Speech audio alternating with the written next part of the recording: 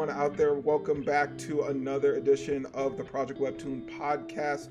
One more time coming through with some of the latest, hottest trends on the Webtoons front. Of course, as always, just before we start to get into it, I definitely want to say hit down there with that subscribe and bell if you aren't already, so you can be updated and notified of any of our newest episodes as they come out. But here we are once more with me, your big host. It is your boy Sleepy. What's going on, y'all? It's your boy Seraph here. And this is our Dragoon. Hey, what's going on, crew? How y'all doing? You know I was late at work. Well, could be better. I want to know how Seraph is doing. I know that you're usually in a mood. I didn't get my nap, so I'm in That yeah, that's what it's really about. The nap didn't come through for him, so he's gonna be on some other shit tonight. I can't wait. I definitely can't wait. Seraph, how's it going in the streaming world though for you? Oh, it's going okay over there. We're just hanging out, having fun. Yeah. With Final Fantasy X and Call of Duty. Yeah, how's that going? Oh, Final Fantasy X is going great. Call of Duty, phenomenal. Phenomenal.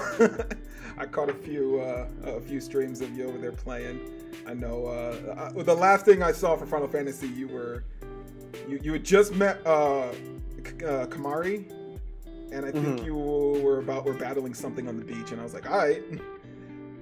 So you're not too far in. I went a little bit farther than that last Saturday because now I'm chilling with Seymour. Oh, we're already at Seymour. Oh, yeah. Seymour. Oh yeah, I know that creepy motherfucker. Played 10 before? What's up? Have you not played 10 before? I have. No. Oh. I'm just replaying it. Okay. Yeah, because it was I think we were both talking when you went and got it, because you asked me if it was available on PC, and I was like, yeah, I'm pretty sure it is, because when they did the collection for X and X2. And then I spent the money for that, so then I also got X2 to play after I beat X. There you go. Maybe I'll watch your playthrough of that, because I don't think I ever made it through all of X2. I think I stopped halfway, and I was like, all right, I'm good. But yeah, so we got a lot of good topics, a lot of good issues for everything this week. Every one of them updated on our list. Descent, Mookhyang, Peerless Dad. Lo and behold, of course, the moment we end the last recording, right after, only like a couple of minutes, Dark Lady updates with 6 chapters. Yes. Like immediately after we end, all 6 chapters just drop. That was a lot of chapters. That was, and honestly, I was fine with it because it pulled up like through an entire segment into a new arc that's going on now. So I think that kind of worked in their favor, but we'll get there when we get there. So yeah, so everyone sit down, relax, or if you're driving somewhere, go ahead and chill out. We're gonna get into it right now with our first one coming out of the gate with Descent of the Demonic Master, right after Homeboy's a makeshift date, I would say, on his way home, or at least on his way to drop off the lady, and he's getting scoped out by the association again, or the Young Nam group. We were taking a poll last time, I believe, with what they were going to post out this time, since the previous attempt was guns, grenades. This time it was a high-speed chase. This time it was a high-speed chase. Granted, no, high-speed chase, bike versus car. Bike wins. Bike was still winning. Bike won. This has been proven in the God of High School. Yes, it has. Bikes will always win when you have OP characters. But yeah, the whole bit that we even came up with, like, why are they doing this? This just doesn't seem like a great plan. I am actually going to say I am pleasantly impressed. They came up with a decent plan, actually. They actually blew up a whole tunnel. They led them there and blew it up. Like, yeah. They actually planned it out. I'm like, okay, you guys you definitely went the extra distance. You didn't do the whole, okay, we had 30 guys last time. Let's get 50 guys. There's no way he'll be able to take. It's like, no. We're just going to go to industrial level destruction now. So they just blew up a whole bridge and buried him and the lady underneath. But and we all know MC status, you know, he's not dead, but this does at least incapacitate him slightly. He isn't able to just power his way out of this in the end. After they bury him, they, you know, walk it off. They don't even care to try and check to make sure he's dead, because as always, the bad guy. But the next day, everybody is noticing he's not back. Like, he hasn't called anybody, he hasn't made any attempts to reach out. And surprisingly enough, I think it's the assistant thinks that the secretary thinks that he's been killed. And it isn't until when he calls up the gang member, that he's like, when he tells him, he's like, we think he's dead, and he goes, wait a minute, if he's dead, then this would be this. So he doesn't even at all believe it. I'm like, okay, so we got that balance of someone thinks he's dead, someone's not. But the one thing it is that when we get to them retracing his steps to figure out, you know, where he ended up, Homeboy actually comes up to the tunnel. They're cleaning up the rubble, and he says, because I've been trained in some level, I can actually sense energy. And he puts his hand to the ground and actually is able to tell that there is two life forms in the rubble. I didn't think he was. What's up? No, which kind of made me think immediately, like, so you're telling me that the bad guys who are also trained in this didn't also that's what let's see if I can just sense some life in this. That's what I'm saying. They didn't want to bother it, even though they knew this guy took out a stray and he took out like 15 other guys, well 30 other guys. Previously, they didn't want to go and see if he's fucking alive. Well, I mean, I figured the idea, like, you know, you could just check, like, it's like, not, no, okay, now use the chi. That's the thing. I'm wondering, are they trained in the chi ability as well, or is it just Homeboy? Like, because, you know, he's got some connection. They may be just the straight level street thugs. They don't believe in all of that stuff, but they fear it. But they're not trained, and he is the head, and so he's taken some martial arts, and he has trained in it. That could be that level, but you think with a group this big enough, there'd be maybe one off person that just be like, no, just let me see something. It'll take literally 2 minutes. I don't even got to move from this spot. Yeah, so we at least see that he does have another ally that is somewhat attuned to be able to at least read the energy. But yeah, so we move right into there. We see Jinho waking up, and I kind of at first thought when the way that they were showing some of the panels, like you actually see like just this blood dripping, that it was going to be like he's impaled somewhere at first, but it just turns out it's just a slash on probably the back of his head, and it's just dripping down. But he and the lady are trapped in the rubble. He used his energy in order to basically make a small shield, and he's basically on the holdout. He is somewhat depleted on energy. He can't just break his way through, which seemingly from a lot of the story beats we've gotten from this, it seems like he's been able to best most, if not any, physical human limit, to the point, I mean, he can dodge basically automatic gunfire. So it's actually good to see, like, oh, if you do throw something unrealistic at him, he can't just kind of wipe that off and walk away from it as easily as you would think. So I don't know how long we'll have for this. We'll probably maybe have one more chapter and they'll get them out, but it'll probably be at least another chapter of Recover.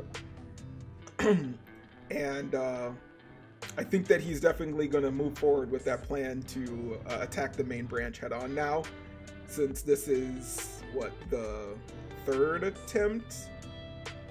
Yeah, it's like the third attempt they tried. It's not the third attempt on him, but the third attempt. This time it's even more personal because somebody actually got hurt. Yeah. So we'll see. I'll definitely want to see if he'll just take up that arm that he said before and just, oh yeah, I'm red fire mode on everybody. I don't care who it is. I'll burn everything to the ground. Anything that you guys got out of this one that any big reveal that you guys liked out of this? At least someone within their organization has a brain. Maybe even a tiny one. I don't think they were expecting, you know, our main character to be this much of a threat. So, I mean, even so, they still don't seem to treat him like that much of a threat if they just walk it off. Like after this, they're not even gonna get proof that that he's actually dead. I am wondering, like, when are the other leaders gonna start like popping up about this? Because this is way louder than I would have thought that the Red King would want to make any kind of a scene. Astray was already pretty bad, but the car accident and the explosion, which they could just wipe off as a street, you know, just a random car accident. But now they literally demolished an entire tunnel. I'm just like wondering, like, at what point do we think like any of the leaders are going to step in and be like, "You're making so much noise. This is not what I told you to do. You're supposed to be quick and quiet about this." And at what point you're going to get the media involved in this? It has been the Red King. Yeah, well, he's the one for at least that's directly above this group that's speaking to them. He's the one that gave the order to take him out, and he hasn't appeared since, oh gosh, like what, chapter like 20 something? It's been a good chunk of chapters since he last showed up. Because I feel like after this little fiasco, he'll probably show up and be like, "So wait, you're telling me y'all blew up a whole ass tunnel? I mean, to get this man?" I'm kind of impressed that he hasn't shown up more, because he gave the first order to after he sent the why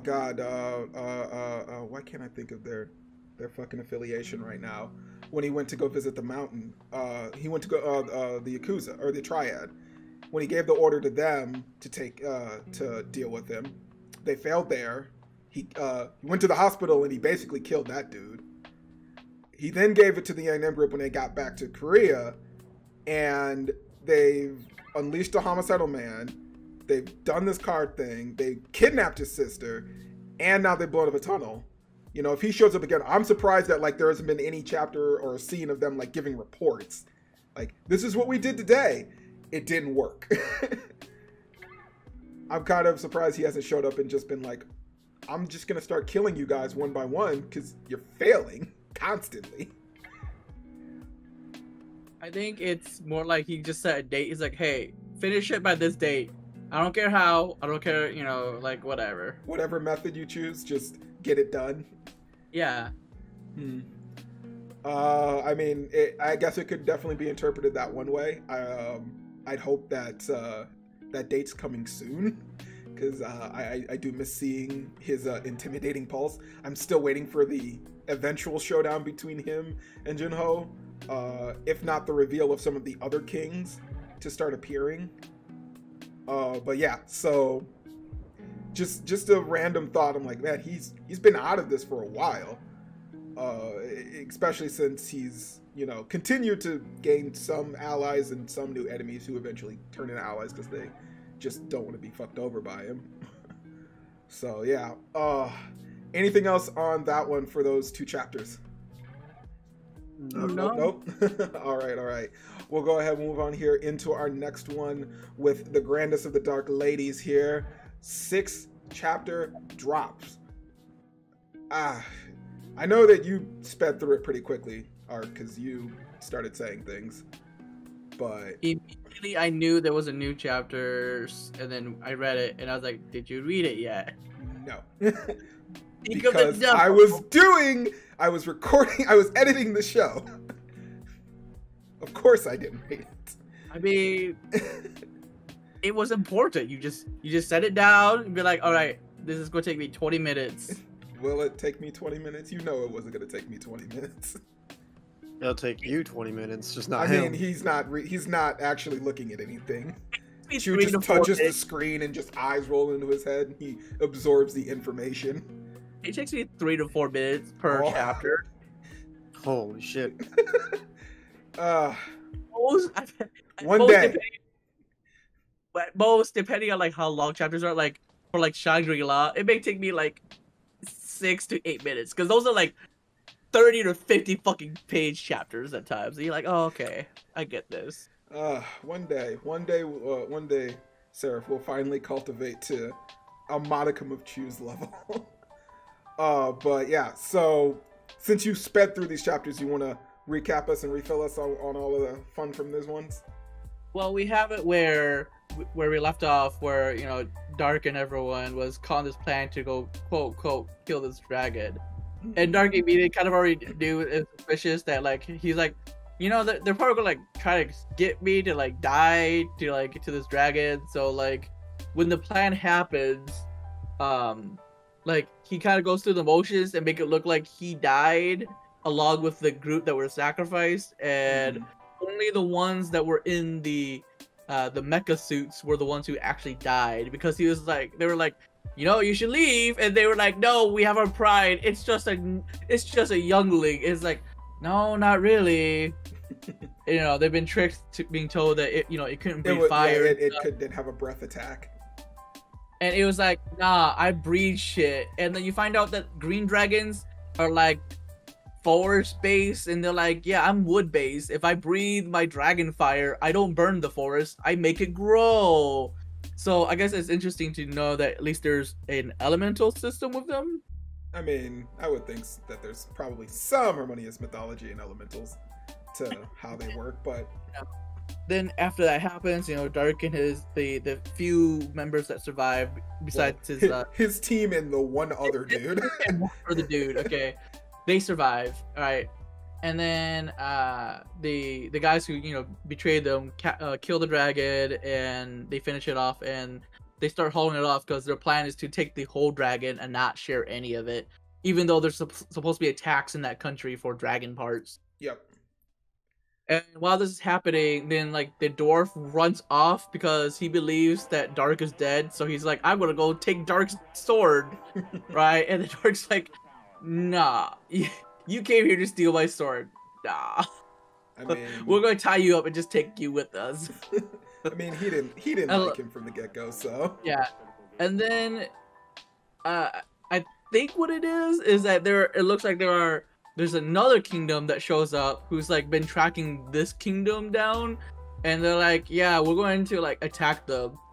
And Dark is like, all right, well, I'm just going to just watch and see how this unfolds, because these guys fucked me over. So I'm going to try to fuck them over too, but I want to see how this goes with you guys first.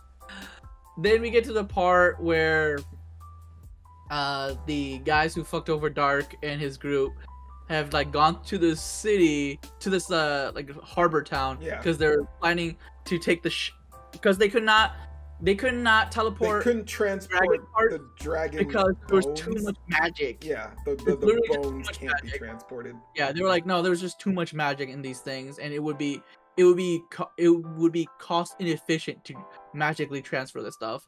Well, it would be noticed if they did. Yeah. So what they did is they were planning to take a boat out, but then the soldiers of that kingdom they're in attacks them, and that's where it leaves off, right? Well, I was gonna bring up, there's like 4 different double crosses in these 6 chapters. Because 4? I thought it was 3. 4 or 5. Because, well, Dark and his group, who were hired as mercenaries to basically be bait for the dragon, but sacrifices, they think that they're not get the sacrifices. They think they're going to be helped by the entire team. That's their first double cross. So after that, we get into the woods, and we find out that one of the dudes that was the one guy who was killed in the Titan, he was planning a device for this other group that was going to come in. They were the ones that were going to steal the dragon parts. And the group that Dark meets up with later, right? That he's no, that's not the group that Dark meets up with later.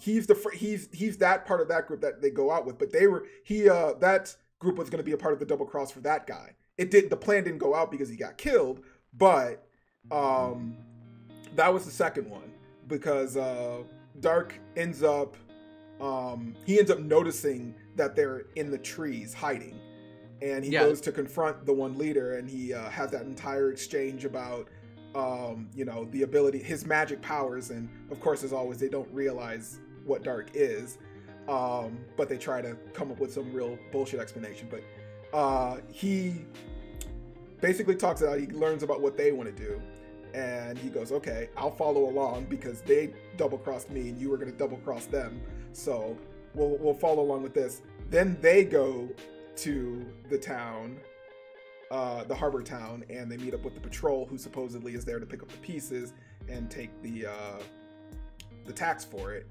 They end up killing them because then that's a double cross, and there's another group on top of that.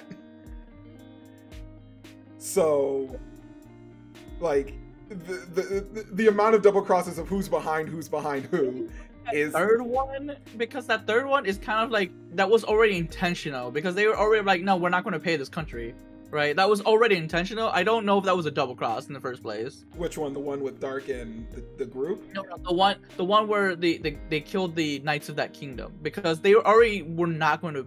I don't consider that as a double cross. That was always planned, right? No. I thought that that part wasn't the Knights of the Kingdom they were in, because they were leaving. They had already left that kingdom. And I think that they were a part of another kingdom because they believed that they were on that side. Because that other group comes out and he like... It's the same kingdom, but okay, if it's another one. There's a lot of double crosses. Like I said, there's so many double crosses and no one was actually like stating who they were a part of. So it was hard to tell exactly which group was with which other group.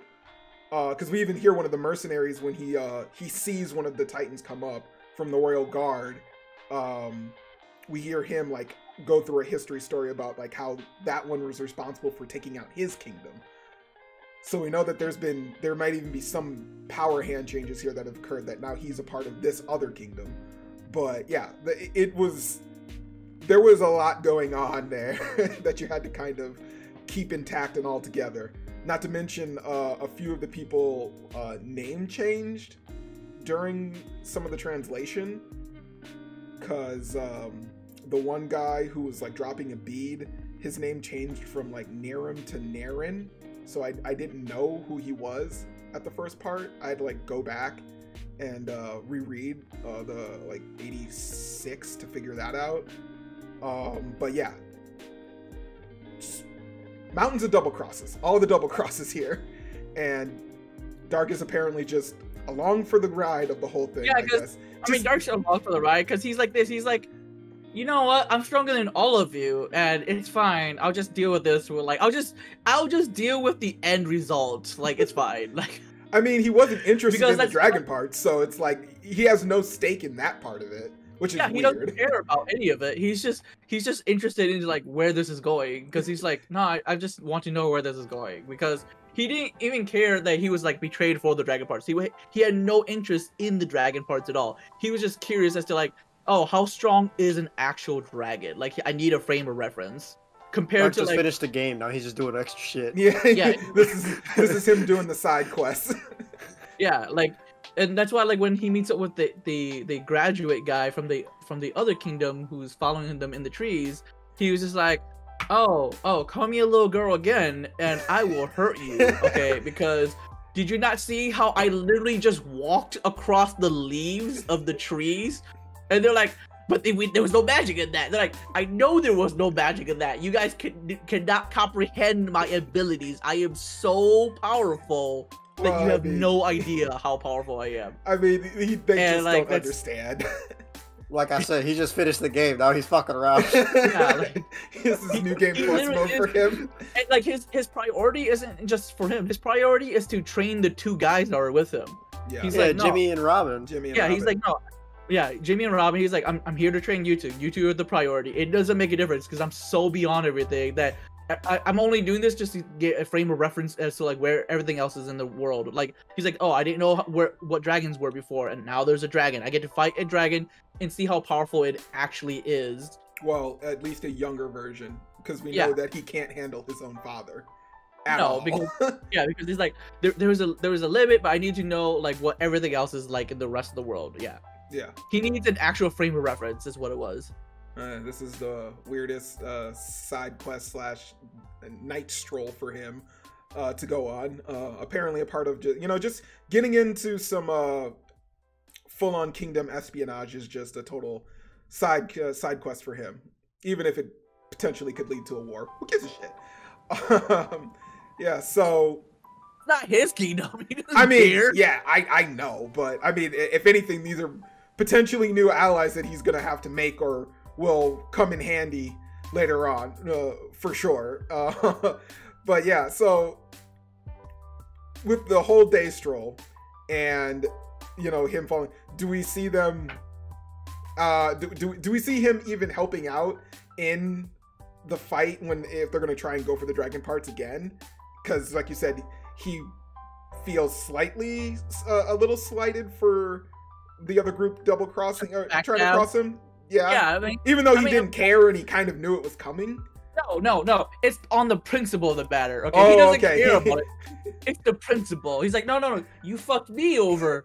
I'm gonna fuck you over. Oh. Like that's part of what's gonna happen. Okay. I see. He's gonna show up and be like, surprise, bitches, I ain't dead. It's like, oh my gosh, you're supposed to be dead. Did you just not hear me? Surprise. I mean, they were already pretty overly impressed with his supposed magic abilities.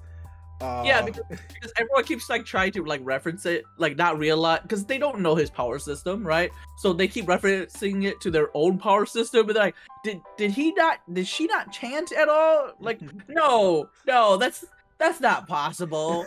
Like, right? Like that's like everyone, like the mage that was on the group that like betrayed him in the first place, they're trying to figure it out. They're like, no, like that's.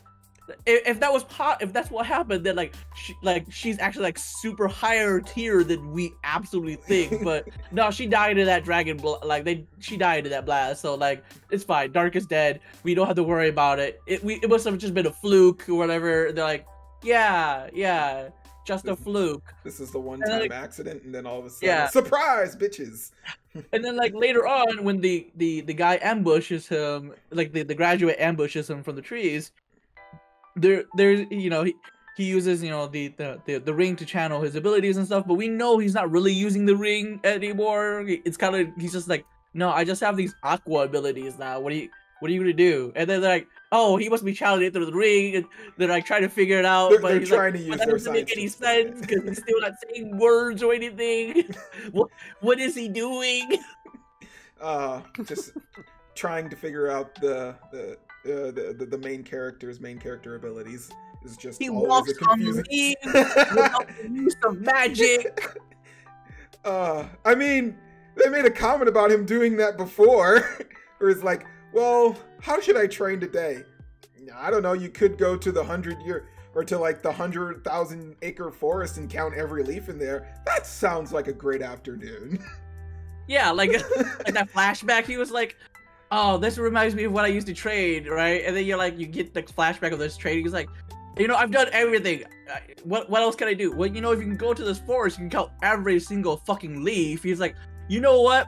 That sounds perfect. You're like, who the fuck does that shit? I understand cultivators are weird and shit, but like, I feel like this is an extreme. Like, no wonder they want to get rid of Dark, because Dark was like, nah, I'm going to do extremely weird shit like this. They're like, how does he do weird shit like this and get stronger than all of us? Who has the patience to count every single leaf in the forest? They're the ones Dark that does. That's what it is. They're the ones that read the haikus and are like, which no, now, I'm gonna make that a fact. Yeah, which kind of leads me in here. We're like, oh, if you're interested in this, there is a prequel that's been released. Like, oh yes, it's called Mookhyang Origins. Yeah, Mookhyang Origins. You can probably find it just underneath the origin, depending what it is. There's like a dozen chapters out now, I think. Mm-hmm. So like you're gonna see his early life where his mentality there is still here, where he's like, nah, I just want to get stronger. What? The only difference is now as Lady Mookhyang is that he's like, no, I realized that there is no such thing as a peak, and I can just keep climbing. Do you understand this? The road just never ends. And The road doesn't end until I expire or something kills me. End until I die. And the only difference is that before, where I used to think there was a peak, now I know there is none, and I'm just going to keep going. Like, it doesn't stop. Pretty much.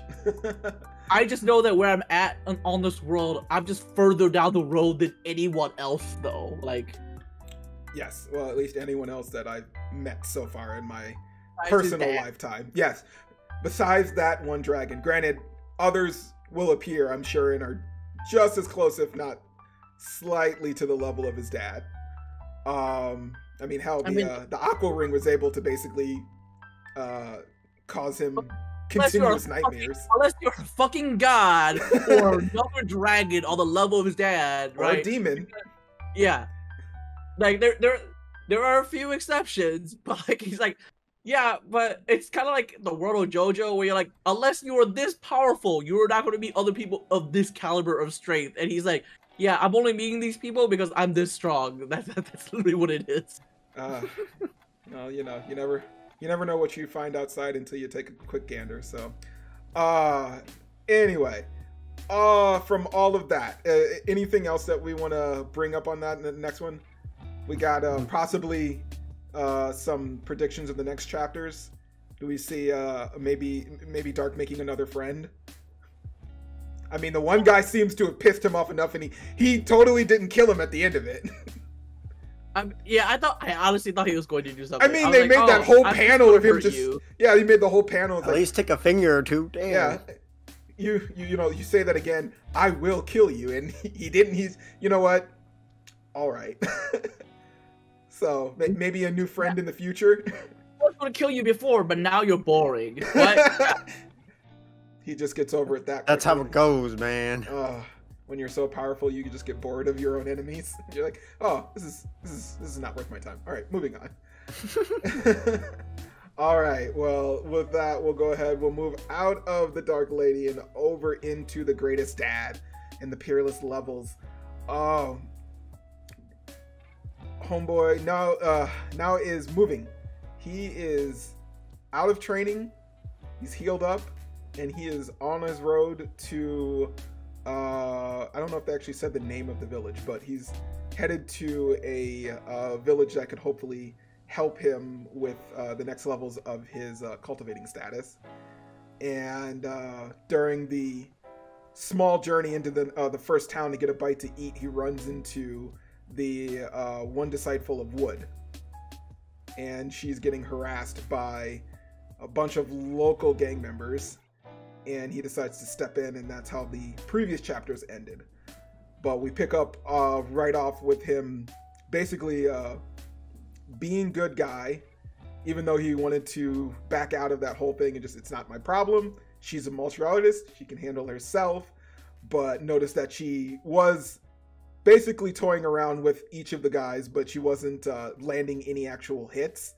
And it seems her style is more or less to just evade. And that would explain why she rolled around with Fire Senpai there, since he was more apt to do the fighting, but he was suspiciously missing. But after our dad saves the lady, they have a conversation. He asks her basically where he's gone, where he's at, and she basically can't remember at first.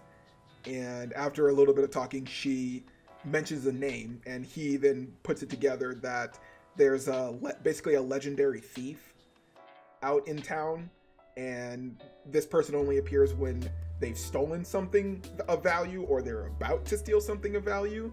And this apparently attracts challengers to come and find this person, either to take them on and steal what they've stolen, or just to bring them in and they'll know they'll get some kind of great reward. But this brings all levels of challengers, even the worst kinds. So,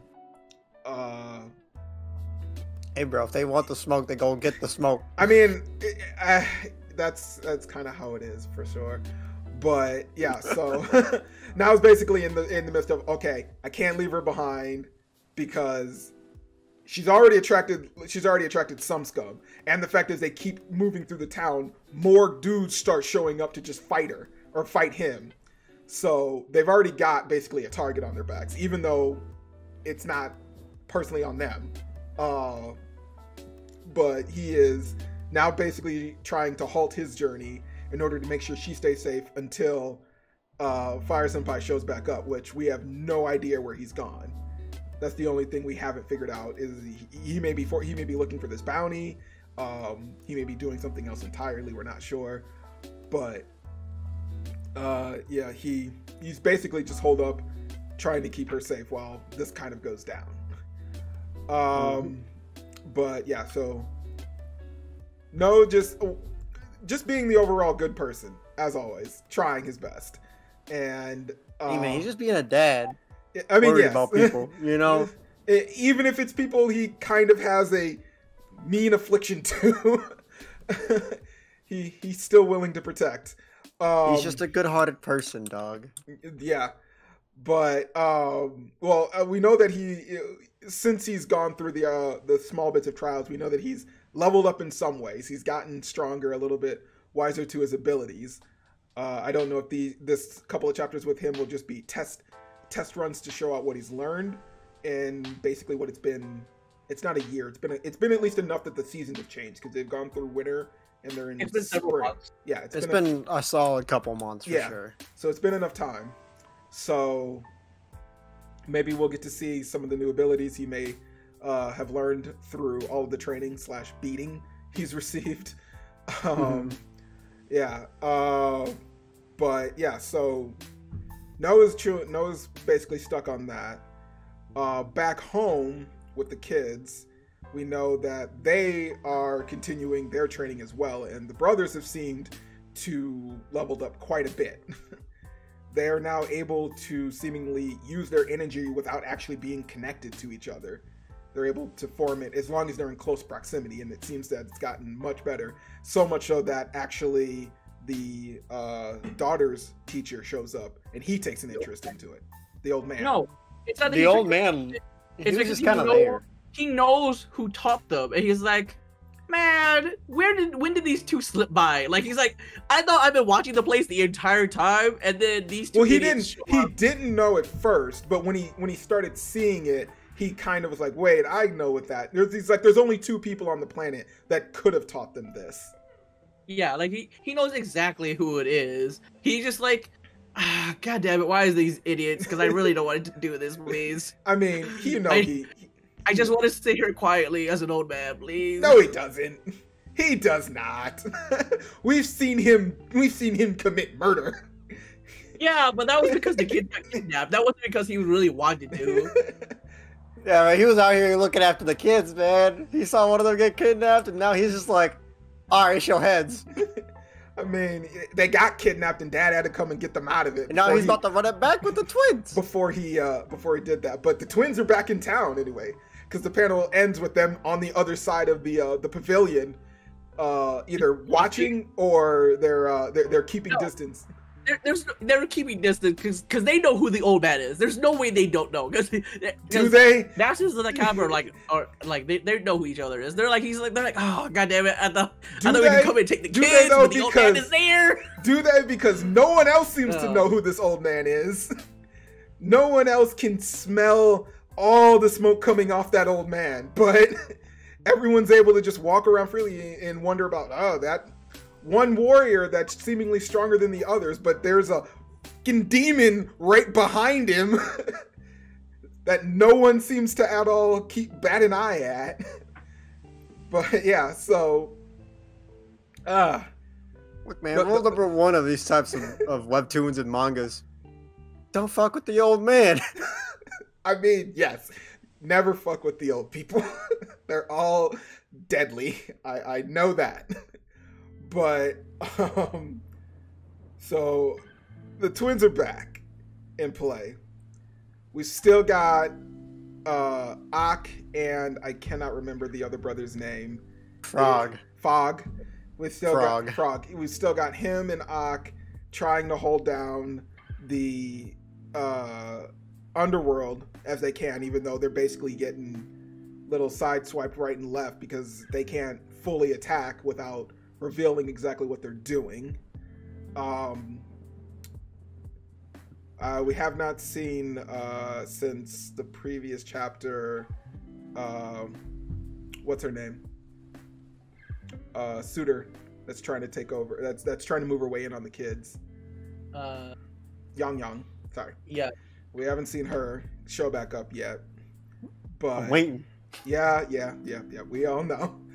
But things are starting to move around, and we know that the kids are at least garnering more attention each time because the masters are becoming increasingly interested about the abilities that they're displaying, even though they haven't really been taught by anybody straight out or declared a master, and we still haven't heard back from the college about that yet.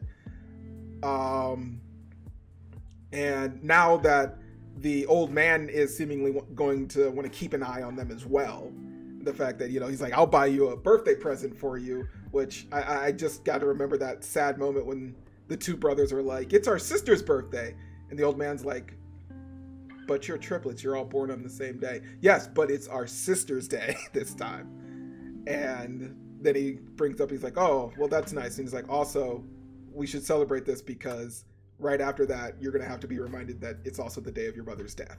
And I'm like, yeah. I forgot about that. You nice old man. Make everyone a little happier. So I would hope that Dad would be back around by this time occurring, but he's gonna miss the kids' birthdays as well. It's like, okay, he's got some important shit to do, but they're also doing their own thing as well. But yeah, so just a lot of fucking little plots and pots in the pots all over the place here for what's going on. I'm trying to remember I know that I can't remember the main villain's name. I know that he was in the middle of doing something when his son showed up and started talking shit. And I know that they're like in some weird power struggle where he's trying to take over for the group. But Dad's like, I'm not dead and I'm not declaring you anything because you're kind of an idiot. So I'm not sure if he's actually made any outward plans that we've seen. Like he's made a motion about what he's doing next. Outside of we know that he had something to do with the Metal Clan showing up, right? Something like that? Because he showed up and he killed the one guy and told him that, he was my property, but I don't need him anymore, so here, take it back. We know that he's at least responsible for the raid that was occurring in some regard. But I don't know what's next on his plan that he's trying to do currently. Yeah, I need some more background dialogue from him to figure out exactly what's going on with that side outside of just wanting to destroy all of the Mirror world. Exactly what he intends to do, all out. But yeah, I think that's everything that I can think of right now so far that we got up in those two chapters. We still haven't heard anything about the old the swords lady when she wanted to basically take the her wise leave. dragon. Yep, she wanted to take her leave from the She wanted to take retirement. Yeah, so we haven't gotten back into that one yet. And yeah, there's still some little side things that I know that we might see again, or we might hear about more of. But yeah, but For this, like a lot of the things that like they introduce that are small, they always go back to it. They do, yeah, they do. They'll make sure to like wind back to them at some point. But I know that it depending on like either how small of a tidbit it is or something, it takes them some time. If it isn't like a directly related to the characters within the path at that moment. So I'm not sure when we might get back to some of those.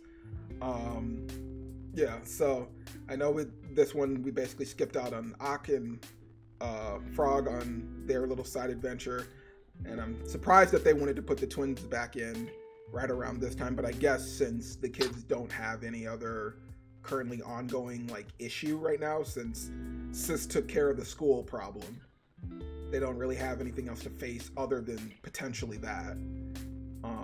But yeah, still going strong on that one.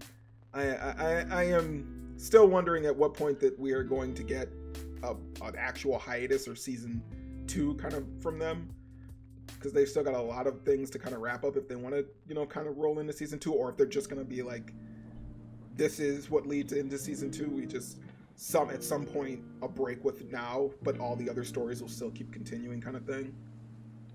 In some manner, because they don't really have to wrap those up, because, you know, they could kind of continue on in their own little side worlds. Plus, now I'll have to get informed of everything as well, because I don't know how much how many hits the Warriors Underground group has taken right now, since they said a few of the places have been already, you know, tapped because of these incoming gangs that are taking over the territory. So yeah. But anything else on that one? Nope. Nothing else to bring. All right. Well, we'll go ahead. We'll move on here into another one with The Beginning After the End, Arthur's School Edition, in his new all black Arthur's edition. School Edition, his all new all black attire. That shit look fire. That shit look fire. That shit looks so standoutish. It's like, how can we make this main character more main character than anyone else? I know. Let's put him in a black. Let's put him in a black tux. It's like, all right, we can do that. And I was like, okay, but why? Well, he's a part of the. You gotta make him look like he's a part of the discipline. He's a part of the discipline committee, so he's on a team, and a team has to be of a certain uniform so that they stand out from everybody else. It's not at all just because, you know, he's the main person we're following around. Yeah, so disciplinary committee is in order. It meets up with his fellow teammates, and yeah, can definitely already tell that there's going to be some colorful characters. We got to look at female Arthur. The redhead? Yeah. I mean, come on. You can't tell me that basically isn't just Arthur as a lady. Yeah, pretty much. Basically Clara like fucking red Bladefield? Bladefield. Yeah. The niece, I believe, to the Guildmaster that he took on. Oh, yeah. Because she makes that comment and she's like, oh, you know about him. Okay, so you're going to probably be very familiar with my style of fighting. So some family ties and already some leeway that we can see getting built off right there. He also meets up with, of course, his rival from the Elf Kingdom, quote unquote rival from the Elf Kingdom, who he just fucking beat up the first time around. I just like that every time. I think his name is. Yeah, every time he shows up, it just reminds him. He's like, "Oh yeah, didn't I punch you in the face? Didn't I knock you out with like one punch, bro? I can't remember. It's just, it was so long ago and so meaningless. It just doesn't stick. But yeah, and already like full range colorful cast that we've got here, and right away, like the moment he walks into the room and meets the rest of the group, the clearly written up quintessential big badass that's standing next to Bladeford, and he's just like, "What's up? I don't like you." And just the handshake of, "I'm gonna test you real quick." And Arthur just pound for pound matches it up, no problem. And he's like, "You're cool now. All right, we're friends." And I'm like, all right, easy and simple. don't need to carry that story any further beyond that. That is how muscleheads become friends. Take note of Fullmetal Alchemist. So what you're saying is that Arthur and him should have had a posing contest? Yes.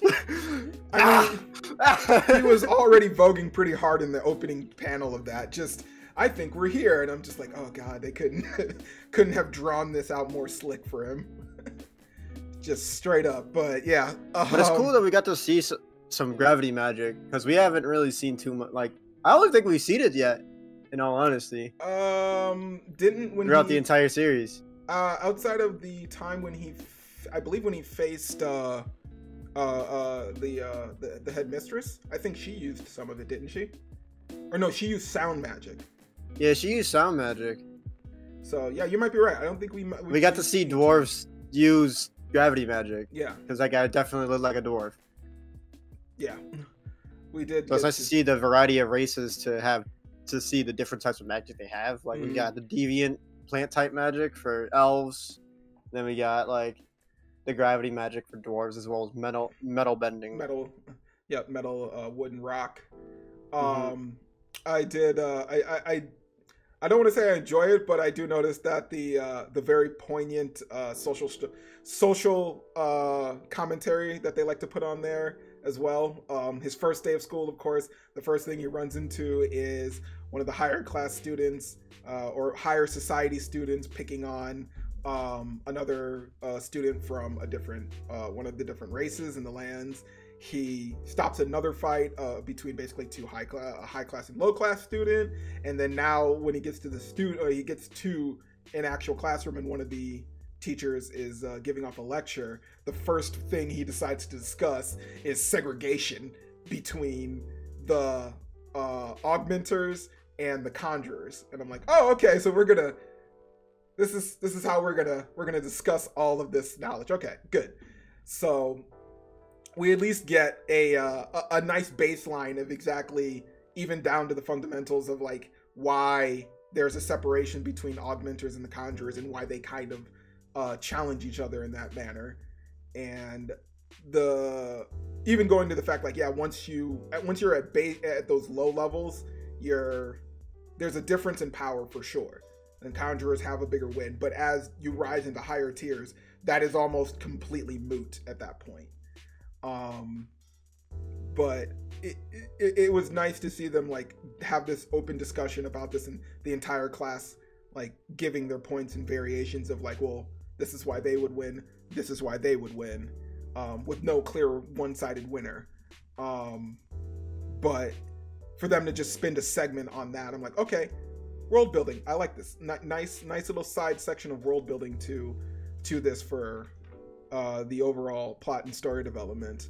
But like right away, right after we get a honest discussion of something, the next class is of course practical uses of these magics, and who the whole happens to be teaching that but Sir Deuce Teacher, who had to walk up on Arthur and make a comment, and I was just like, of course, why wouldn't he basically be the gym teacher? He's about to get and as always, the leering eye look when he sees Arthur in the class, and just like, oh, I'm gonna fuck that kid up, I'm gonna do some shit. And he makes these open comments about like how he wants to, get a volunteer, and Arthur's just like, come on, man, you can clearly tell that shit is a trap. I'm not gonna fall for that. But of course, lo and behold, his rival, as always, just trying to show off. But yeah, that ends in some easy humiliation for him, but at least shows that the teacher isn't a complete joke. He definitely displays that he has power. He's got some fighting power. He's got some fighting ability. He's definitely not a lower level. He's definitely he's in like the light yellow stage. Well, I think he said he's a little above, because he's definitely stronger than Arthur's dad, because his flame is blue instead of the standard orange.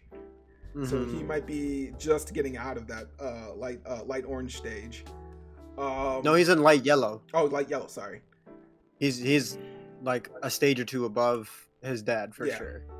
So he's definitely no joke. But I am interested to see how Arthur is going to play this guy at his own game, since Arthur. I simply feel Arthur is just gonna fucking overpower him with I don't know if mana strengthening alone.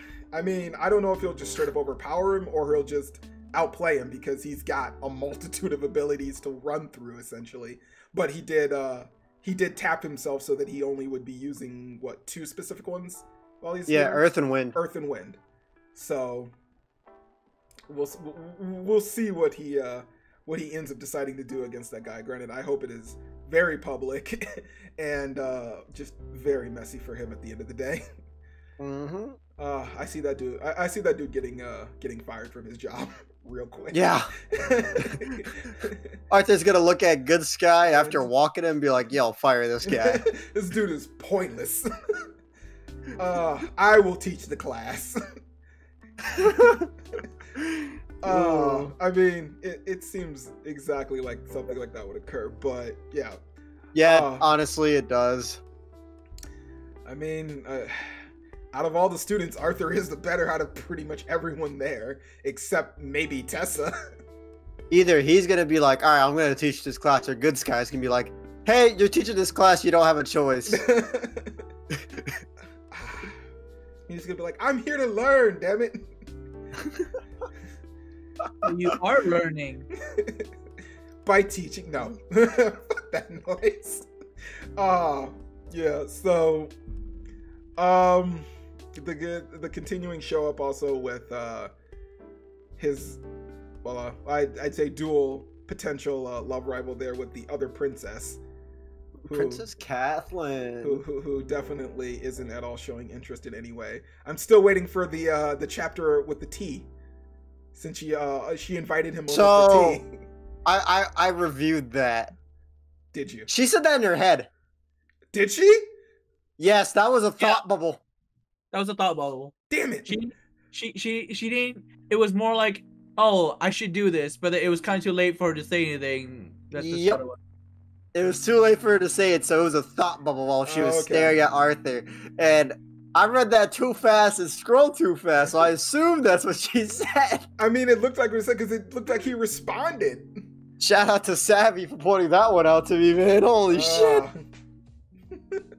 Oh, that whole thing was like a fucking imagination in her head. We just wanted.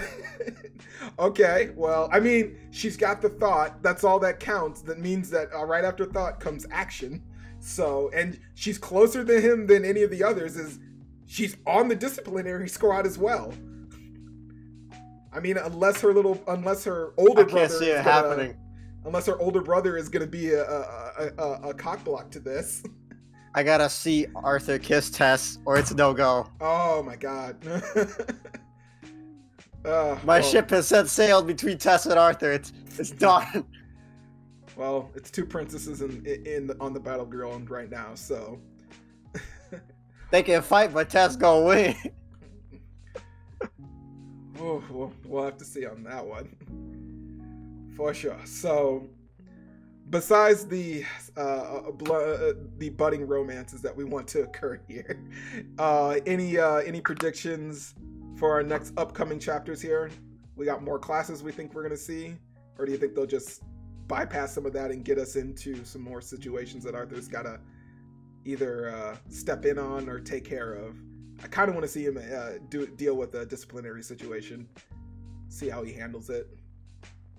See somebody acting up, and then he's about to whip out the "I'm about to whoop your ass" card. Because at this point, that's exactly what fucking Good Sky gave him. I mean, he's done it twice already, so he's kind of put himself in position. And he's definitely getting a lot of talk around the entire school. So it wouldn't at all be unimaginable that he would most likely lay down some punishment. I don't know if there is a kind of a tier system to the disciplinary team. I think Lady Arthur is the captain. She is the main controlling officer of the entire group, and everyone else is kind of underneath foot soldiers, I believe. But we'll see how that plays out. Anything else on those two chapters for beginning after the end? I know, Ark, you can't say much because I believe you read ahead. Yeah. How far are you ahead? I'm not that much farther ahead than where we're at right now. Okay. All right. Well, we'll move on from the kingdom here over into a land of laws with Inso. And the incident continues on from last time, still continuing to boil over with the secret Euro Yang hate group chat room that's going on. but it's got our homegirl a little bit more twisted up this time, for sure. She did the clear, not even the isekai rules, but the clear sim dating tropes here, with everyone going on to a rumor super fast and no one just like taking 2 seconds to think about any of this shit, is just kind of like ridiculously hilarious to see come up multiple times in here. The girl shows up again to accuse her of she's basically just finding scraps of information and just running with it every time to everybody, like, oh, this proves all the shit, like, you know, that I've been saying before. But yeah, Danai is I'm surprised that she is incapable really of saying anything every time this kind of comes up, because this is not a new thing really, because she's been through it multiple times with Yang herself during like primary school days and before. So the fact that she still continues to clam up from it is a little surprising, that she doesn't kind of just shut some of these people down real fast. But yeah, so the new rumor that they spread up with the hate group being started by her and controlled and admin by her, and then the picture that appeared with her, Danai, and Yang's previous hater. They were meeting up at a cafe, but it was merely coincidence and completely like that. After all of that, we see that we find out that Yang does hear about these rumors, and she's once again tries to step in to just completely squash all of the shit. But that's when she gets stopped by one of the kings and just says, you know, don't say anything, just leave this as it is. Someone is taking care of it. And she meets up with Danai, and of course Danai is just freaking out as always, thinking that one in a million things and that you're gonna hate me for this. But of course Yang does her thing and potentially maybe makes a few claims of possibly wanting to murder somebody again. I don't know how this girl doesn't just walk around with a knife, seriously. she's got a kind of a tiny bit of Yandere syndrome. She just wants to murder everyone that makes Danai sad. So just everybody. I wouldn't blame her. I mean, just everybody. But yeah, so after they talk, which was nice, we I believe we did move over and we see one of the other kings, our puppy dog, making some calls again. As we all know that he's the mastermind behind most of the bullshit that goes down in the group, or at least some of the more devious of plans. But I believe wasn't he meeting up with or he called out to the blondie? Yeah, blondie. Lee Ruda about some information, or at least checking in to see if they found anything from his investigation. I'm trying to remember. It's been a week since I jumped back from it, but I know that those two were basically on the sideline buddies. They were talking about it at first to see if he wanted to do it, and then Lee Ruda ends up calling him and says, all right, I'll help you, and then that's where the chapter ends. Yeah. For that .1 chapter. Yeah, basically, like, I'm blackmailing you into helping me, so. But yeah, so the plan is still on a go. They're still trying to at least find out who's the one that started it, and I know that they're at least hesitant to get Lee Ruda involved because most of the group does not like him, and it's been kind of a contention to just work with each other to fix this issue one more time. But I don't know if this will all fall in the same place, with them either finding the person and either beating the shit out of them like they did with the gang member group, or possibly ruining this person's reputation in some manner, either exposing them to whatever, or just kind of clearing the air before we maybe even do another time jump to some other point in their lives. But a lot to still contemplate on that one. Ark, any thoughts on these latest 2 chapters?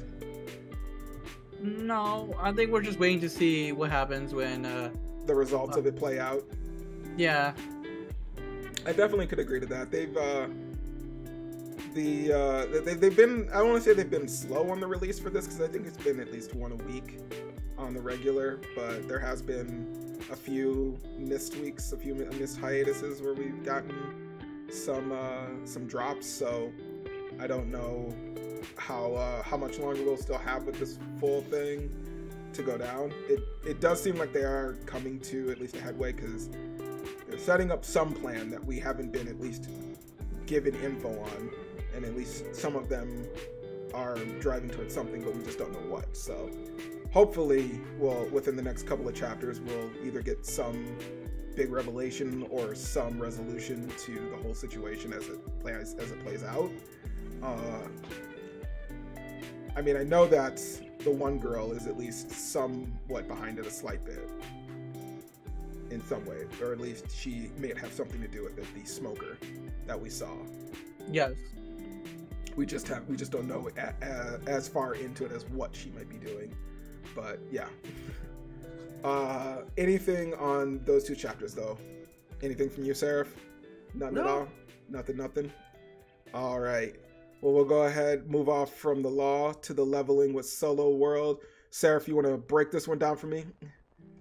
So we left off when he entered the gate to go meet up with the giant monarch. And they talk about some stuff. They go through a pledge of truce. Yes. So then they can end up talking to each other truthfully without having to fucking lie to each other's faces and not playing the trying to get game.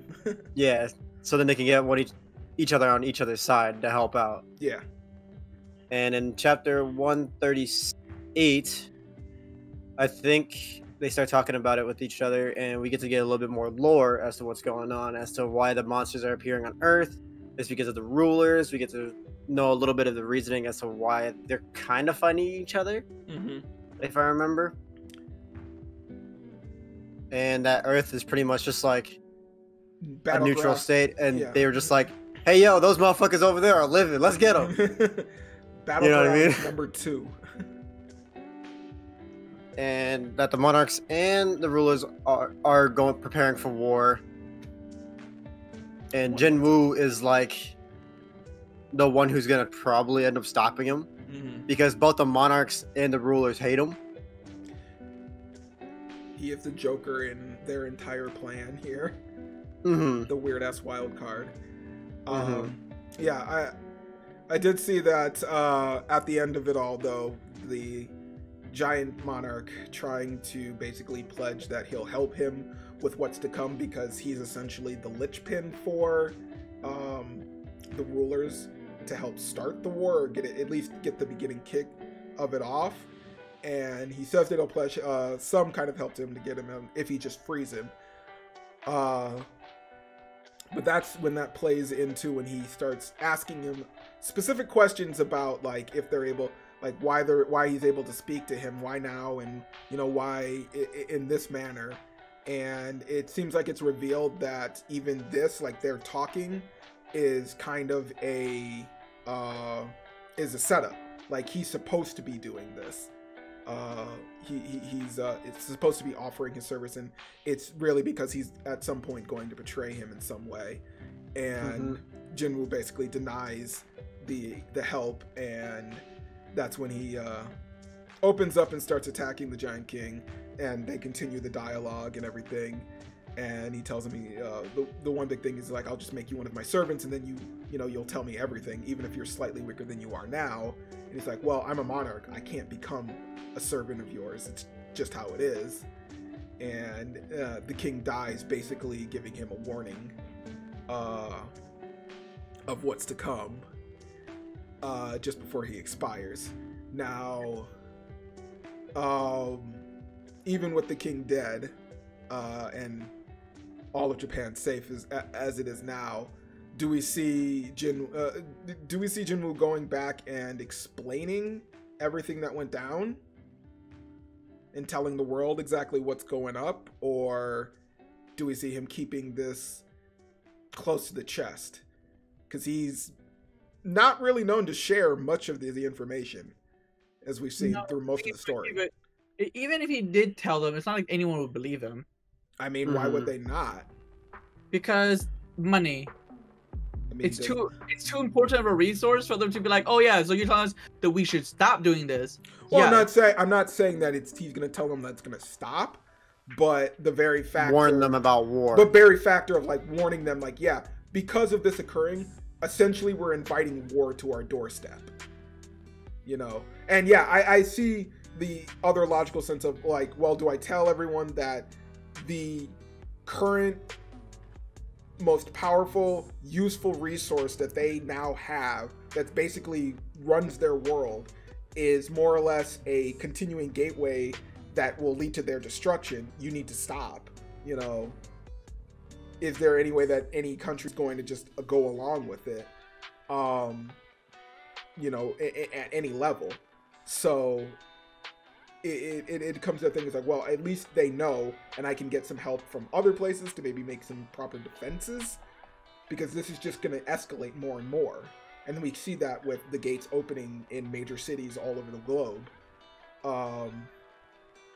But it's just one of those other things that I, you know, just wanted to see, like, get thoughts on, like, will we actually see him start to reach out? Because as it is, I mean, he's always been the kind of, I'm of course solo leveling, I'm going to do this, you know, completely lone wolf style, but the way this is going, it's like, this is going to get much worse before it could get any better for you, and you still got a long way to go on power strength. Because I mean, he beat the other monarch. Granted, the guy was chained down. And he was in a magic circle, but that's been holding him down for a while now. Yeah. What's a monarch unleashed like when he has to fight? Like, the thing is about that is, like, who else in the world can be able to stand up to a force like that? Just magical engineering alone almost made Jinwoo scare shit himself. Yeah. I mean, no other hunter would probably be able to even enter that dungeon without taking some serious damage just from the magical energy itself, because it cut him. So, you know, low levels would probably get shredded just being near. But yeah, it was just nice to get all of that that drop of knowledge to what's actually really going down. Finally, story progression. Yes, some story progression. I know that we got our little side off chapter there with his fellow guild hunter, or guild I wouldn't say guild warrior, guild member, and his family with the vice president, vice president, and the sleeping sickness that was happening. Oh, you're also forgetting about Christopher Reed, dog. Well, I was going to that last. Oh, I thought we were still on the same 138 chapter, dog. Oh, okay. I definitely was wanted to get your thoughts on the Christopher Reed stuff with the madam and the it wasn't the president, but I think it was the main leader of the guild. It's America. Like a manager of the guild. Manager of the guild there. Deputy director. There we go. Yeah, he shows up to Christopher Reed's basically their high level warrior. And another national rank hunter that has been announced now. Yes. We've seen Ju from China. We've seen Thomas Andre from America, and I think this is another American hunter, Christopher Reed. So we've seen 3 out of the 5 so far. Yep. But they basically come to give him some bad tidings, and that she's had a vision of him being killed. But they're not sure by what or by who. They just know it's a gang of motherfuckers about to beat his ass. I mean, they about to jump him, guys. I mean, he didn't take the news at all lightly. He definitely didn't see that as an accepted answer of like, who the fuck could touch me? I'm nationally ranked. What could they do? But you realize that no one else could stop them then, right? I am literally one of the top. And if someone can beat me, that means no one else can deal with that. Do you understand his problem? I mean, that's why he's like, I don't believe this. Like, what are you saying? Yeah, so I mean, the world has not been privy to exactly the power that is behind everything, other than Jinwoo. He kind of knows exactly how deadly everything actually is, but he hasn't said anything to anybody else, so everyone's kind of just running around doing whatever they kind of care, regardless of the fact. Because I'm pretty sure any of the monarchs could probably kill all the national levels at any point if they truly wanted to. And But like the thing about the national level rank hunters is that like they're only national rank because they've been placed a name for that. more Like or they less. could be at the top of S rank, but like because like the only reason why they actually got the name national rank is because they were the last 5 to survive They out were of like the- the 115 people of the commission rate, and that's it. Yeah, they're basically more like the oldest hunters, the ones who've been doing this for the longest, and were responsible for this very one major incident. So like we actually don't know if like how strong they are. Yeah, we like, really don't. Thomas Andre managed to clear the S rank gate because he had a whole gang with him. Sung Jin Woo practically soloed this S rank outbreak himself. Could Christopher redo that, bro? Like, I mean, I don't know. It clearly wasn't, any of these incidents wasn't enough of a care for some of them to even participate in. I mean, Christopher Reeves was in his mansion just sitting and sipping back. We saw Thomas Andre on the boat with his people. If anything, they're just, they're living large and they're just like, you take care of this. This is beneath me. So I'm not sure how truly powerful any one of these individuals are until they actually like make a move. Show off something. The only one we've seen make a move is the Chinese one. He's pretty goated. And he's the only one that's been pretty open to want to get into the fight. And To show what's up, dog. We seen him slay that giant solo, and we seen him fucking take out waves of ants Waves with of 2 swings. So yeah, we won't know how exactly sure up these defenses are until we actually get a full-on fight with one of the national levels and see exactly how powerful they are 1-to-1. I'm expecting now that the other monarchs will start to hopefully make an appearance, or their like subordinates / generals will start to show up. We still have only had the one panel of them.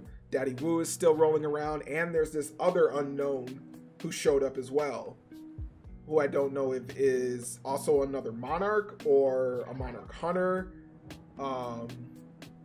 Or a ruler. We don't know. or possibly he could be a champion for the rulers, since we know according to the knowledge we got from the Giant King, the rulers are stronger than the rest of them.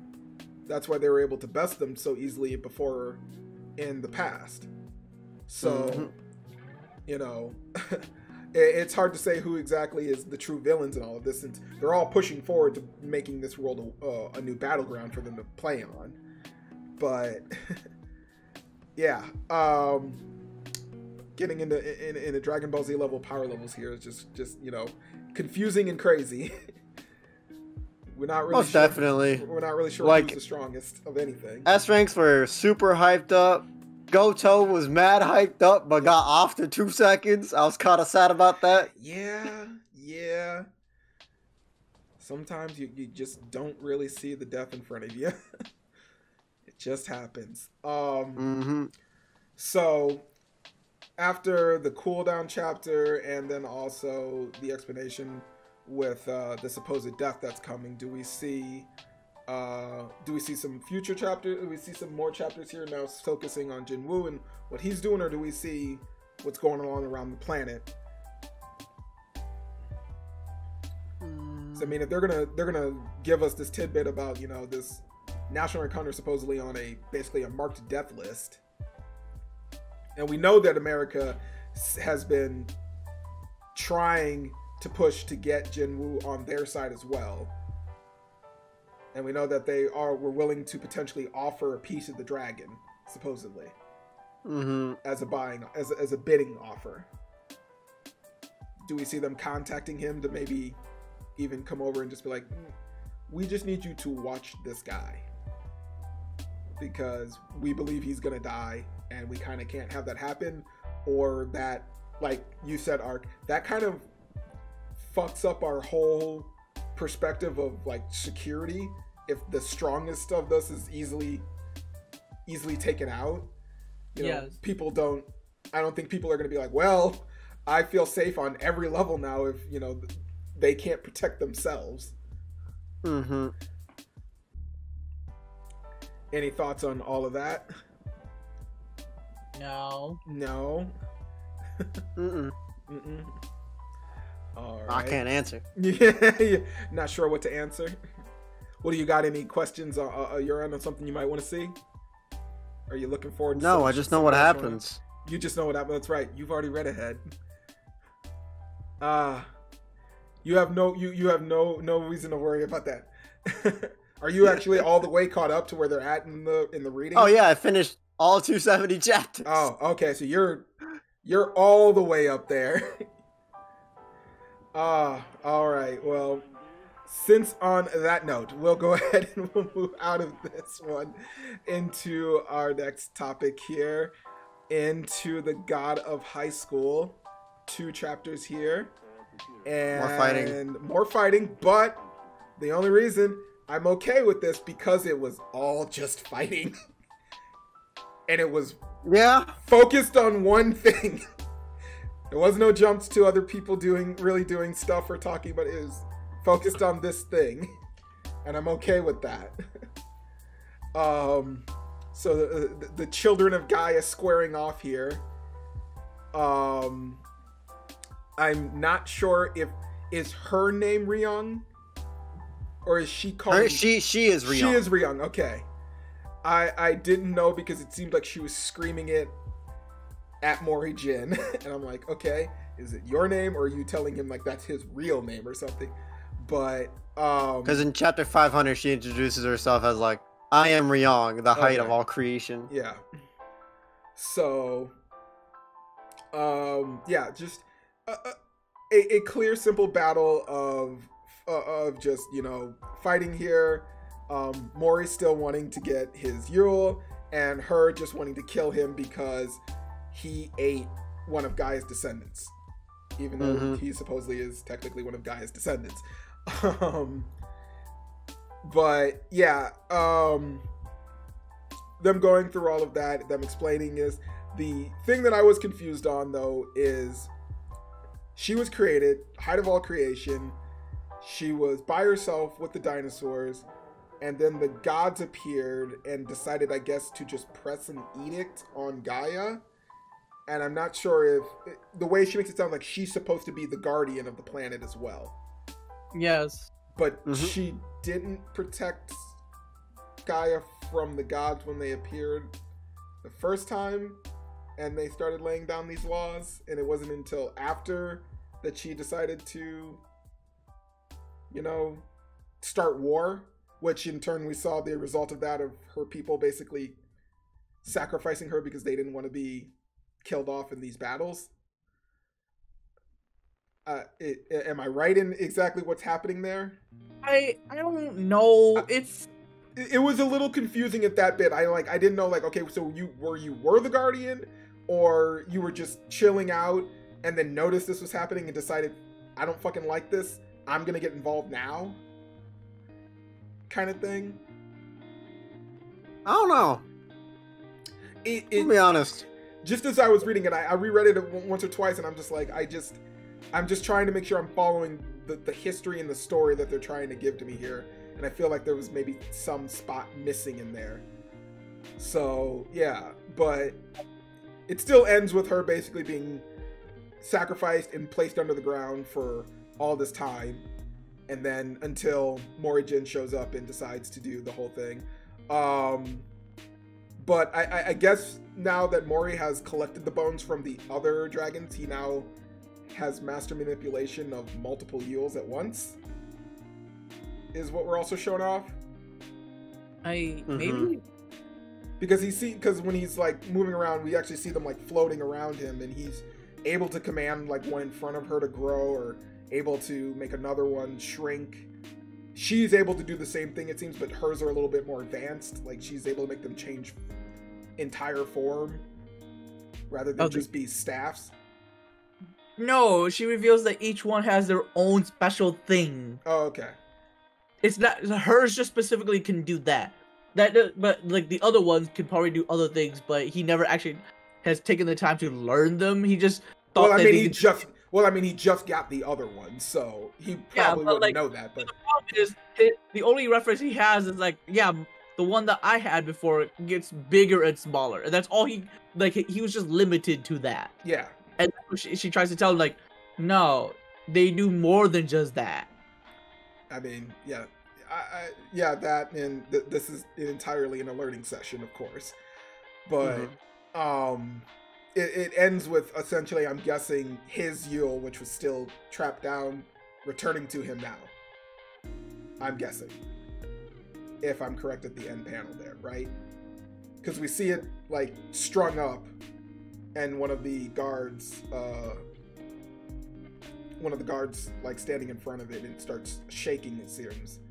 And then in the last panel, he's like got one in front of him, and it's not being pierced by her attack. So I'm guessing now we have his main Yule back, and now he's going to able to fully take on the fight because he's reunited, and it feels so good. Maybe.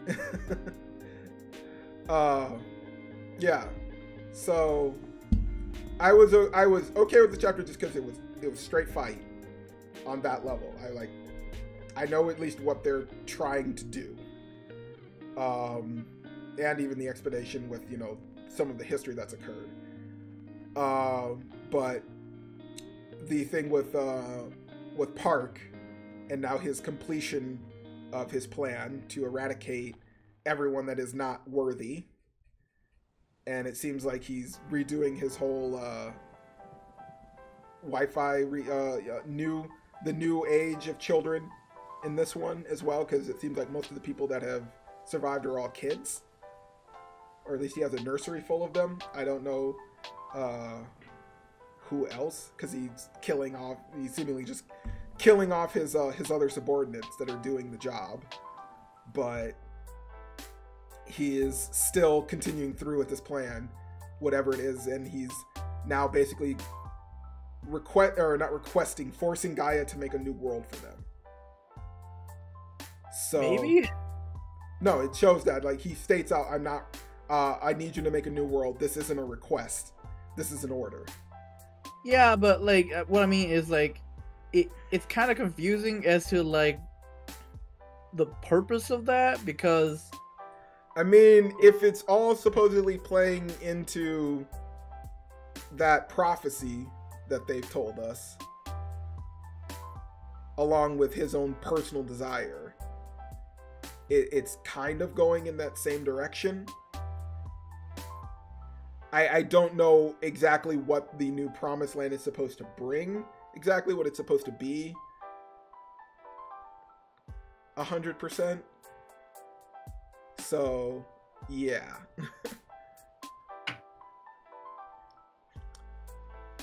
How confused are you, Ark? It's because like none of this is just kind of like necessary. I mean, a lot of it hasn't, but they've forced this extra amount of this is more or less epilogue, really, than anything. This is more or less like epilogue information, if you really want to know it. It's like we don't really need this. We could go to the end chapters and have the big fight and see, how it turns out and be the end. And then this is all the things that, happened in the background at the same time. I feel like there's just complexity on this that wasn't needed at all, and it just bothers me, and I'm just confused all over. I'm just trying to keep up with it now, where I'm like, okay, you're throwing this and then you're throwing this, and I was like, what? Like, the problem is like now that like you like they've introduced the fact that it's like, oh hey, Mori Jin, the Monkey King, is meant to be the new guardian of the earth. Okay, cool. And not Ryung, the first dragon. Okay, but for what purpose was this needed? And then like when the gods showed up and did all this stuff, now you have to like start questioning. It's like, why did the gods show up and all this stuff? Like when it was like it was just like accepted before as like they were just like They've just a always thing that been there. existed, right? And not just like something that randomly showed up and like caused an extinction on the planet. And like I was like, so now are you telling me that gods are aliens because they were the meteor that fell on the earth that wiped the dinosaurs or something? Because I don't need that information though. But now we know. Because that's what they call Gaia, right? The god of the earth, right? Yeah. Because like, and I was like, so you guys like are gods, but you guys are like alien invaders and not like, and that's the problem here now. Like, I'm like, all right, I did not need this. Now you're complicating things. But not complicated enough. Oh. Yeah. Either way, we made it. They made it to 500 episodes. Yeah, and then there's these kids that like Mookhyang Park has like kidnapped, but like it wasn't just kids that he took before though, right? So then I'm like, where did all these kids come from? And like none of them question like what's going on, or like I mean, this is even more confusing. They're children; they don't question anything. And yeah, I mean, they're the ones that I guess they're the ones that supposedly passed whatever trial that he created, or better yet, they're the actual people, and he reversed them back into children or something. I could not see that happening, as he is a literal god on all levels. So why not have that ability? Yeah, but that was his ability. That he could have just reversed everyone and then forced everyone to like get to the level he needs them to be before he calls them. Like it seems like such a waste to be like, oh yeah, you have potential as an adult, but I'm gonna regress you as a kid to like redo everything. But like, yeah, but if you were gonna do that, you could have just redone everyone then. Like, I think the idea is you need to have the potential now. I'm not gonna build you to possibly have the potential. No, but you still do that if the plan was to regress them back, because now you don't know whether or not they actually reach their potential again, because that was so complicated for no reason at all. I'm fucking dead. I'm glad I could add that in there just to make it so much worse. I didn't hear a single word you just said. It's fine. Just everyone who's very upset with this, just leave your comments down below. I'm sure Ark will continue to love to filter through them one at a time.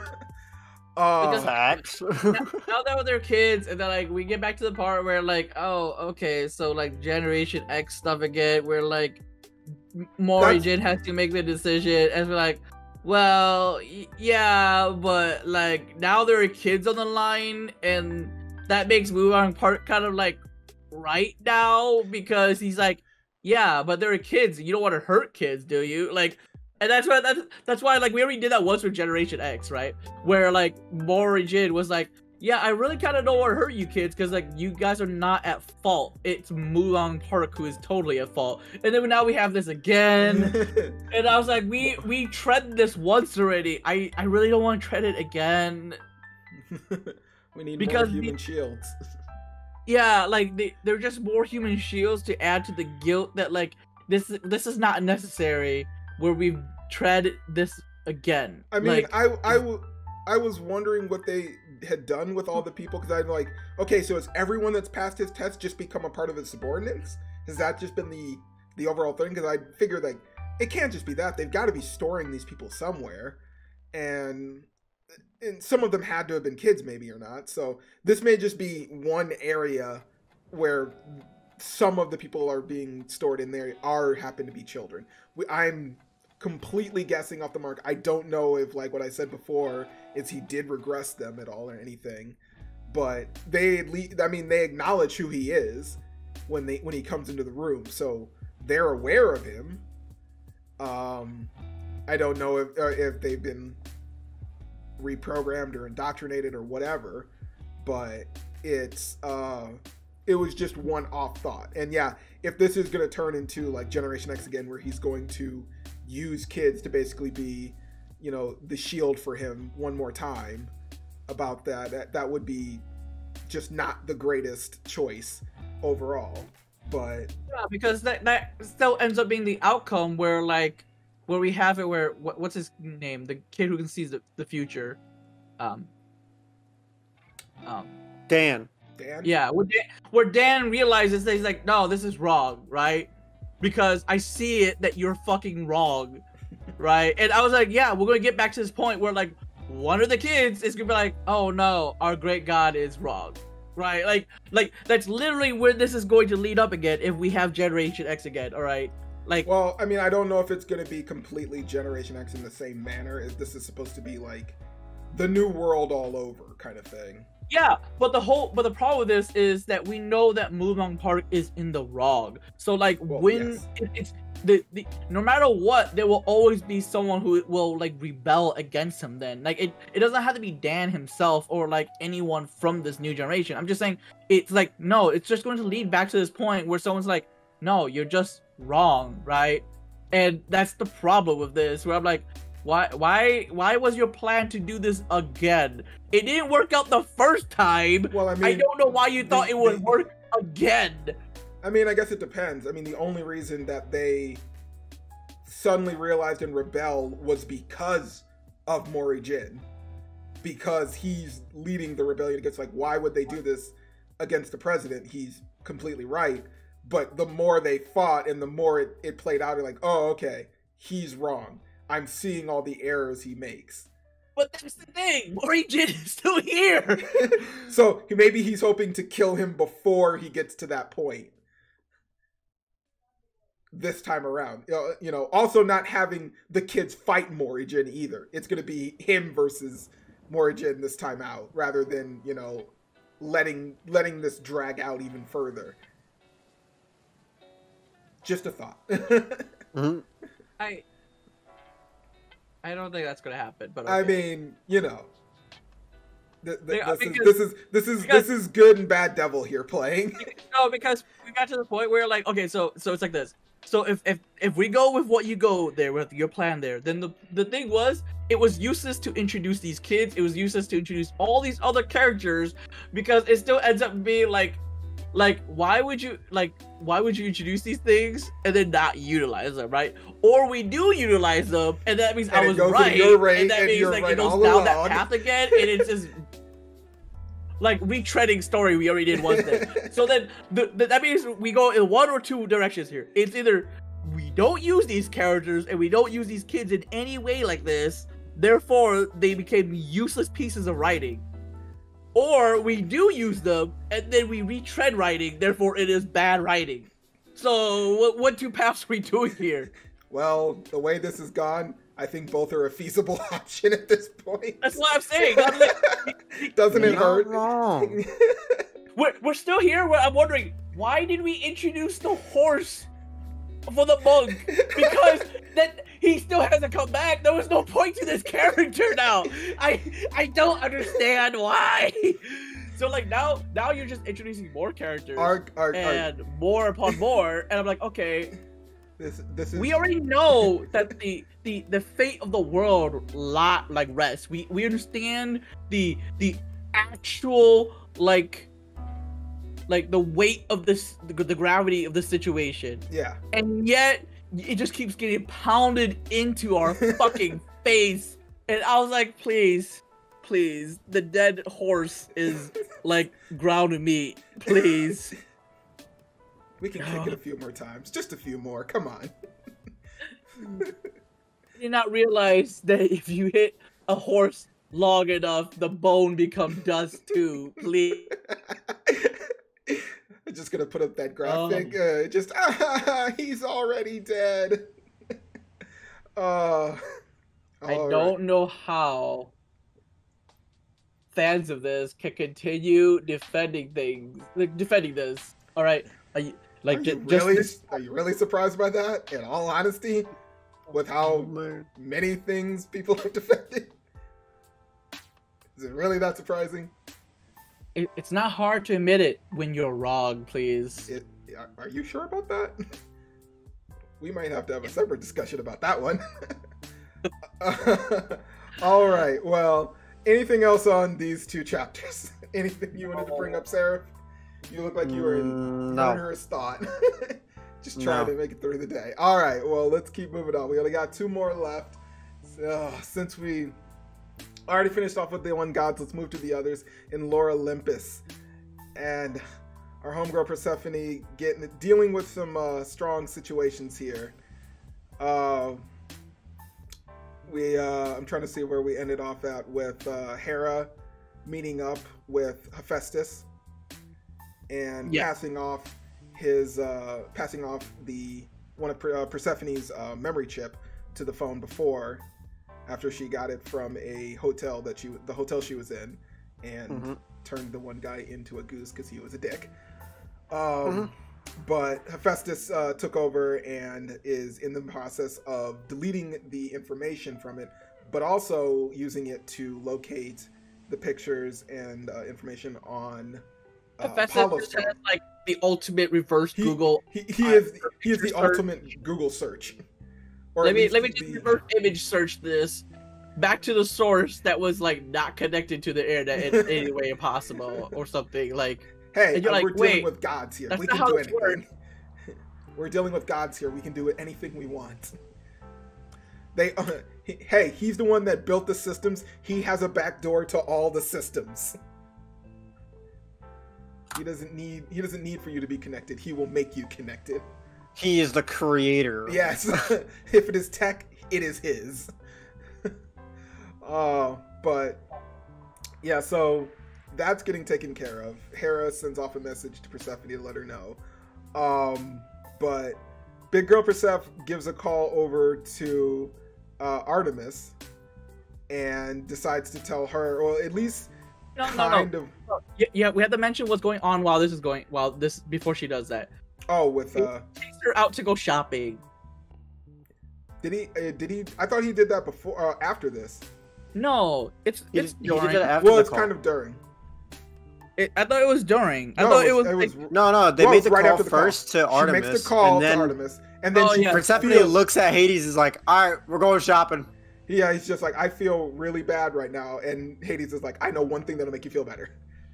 Oh, that's right. She tries to make the call first, and she kind of like half-asses the answer, I guess. Well, she half-asses just the situation, telling her what happened, but more specifically that she was able to nerve up the courage to actually tell her that she hates her brother and she doesn't want to see him anymore.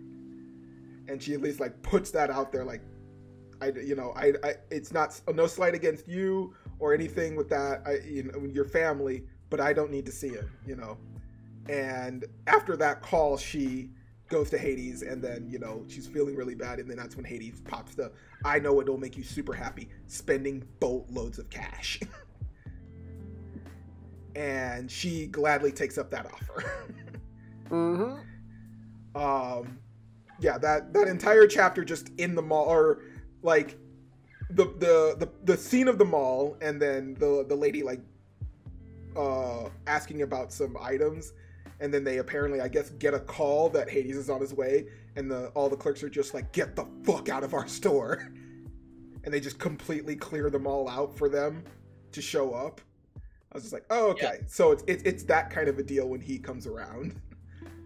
But yeah, the scene of them showing up, and of course everyone knows that when this happens, they spend a ton of money. So they just like basically ring them through with everything that they have. Persephone gets some new everything. It's just like, what about this pen or this pen? The answer is all the pens. You get both. And it's just it's like, you got it. Is not a thing here.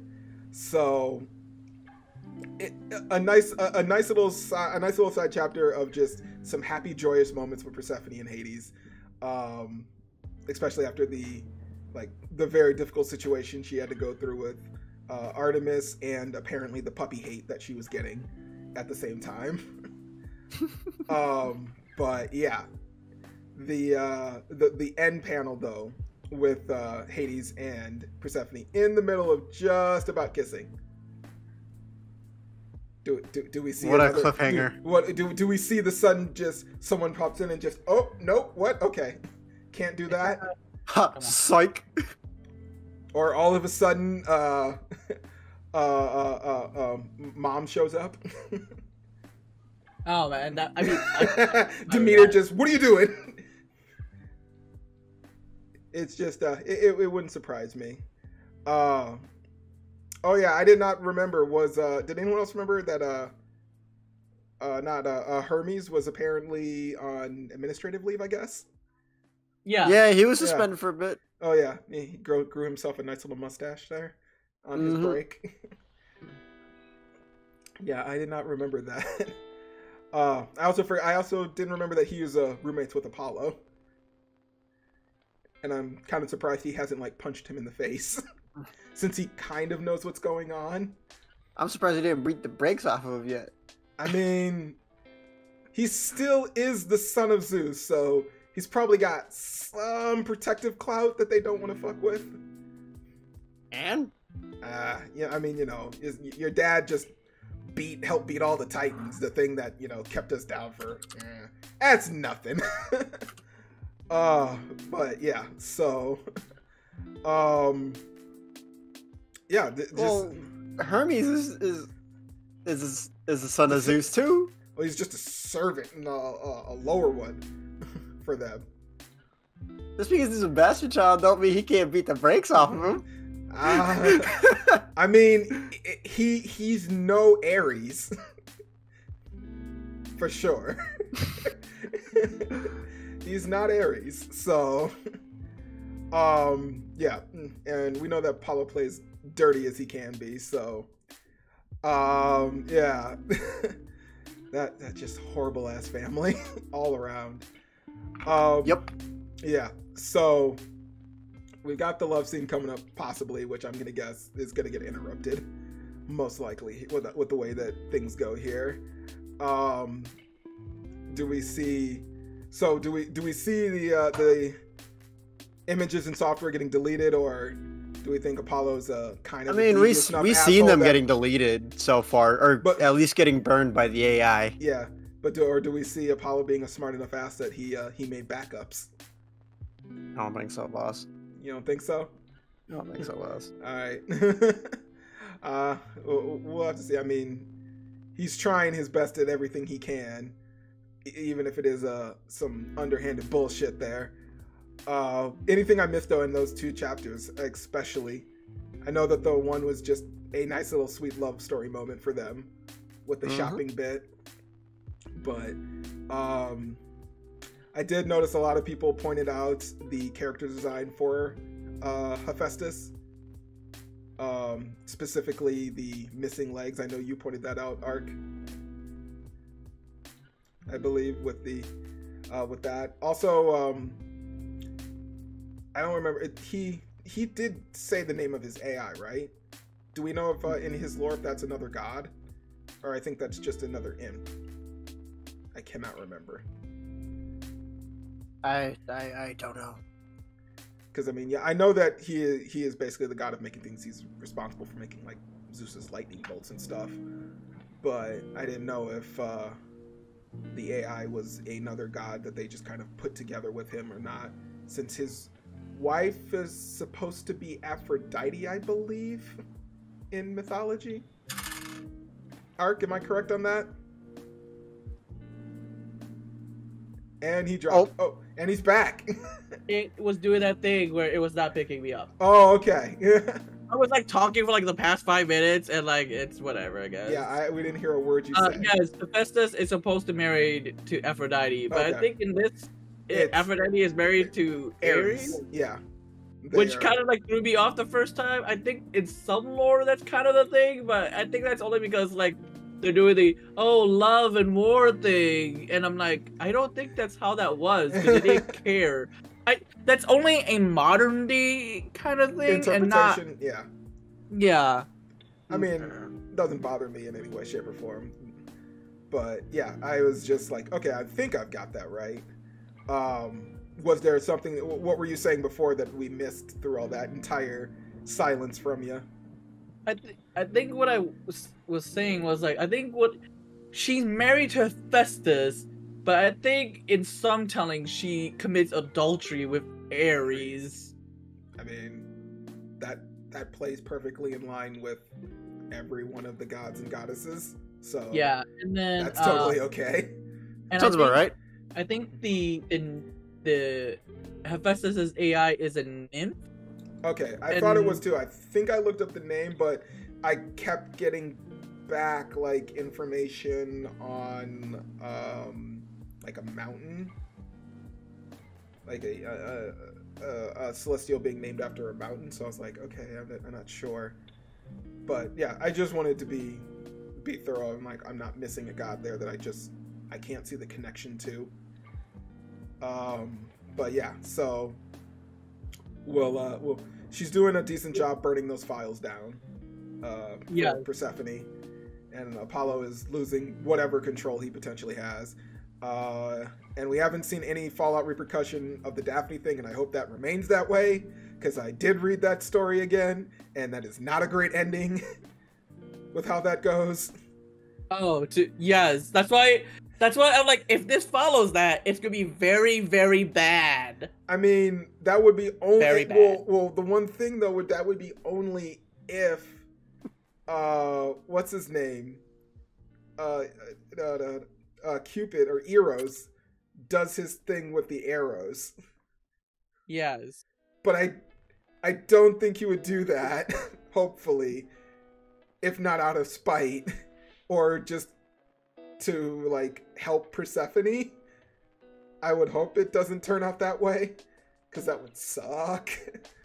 But yeah, so I will leave that one there if anyone wants to read that story and figure out the long myth between Apollo and Daphne. Yeah, it's not a great ending overall for anybody.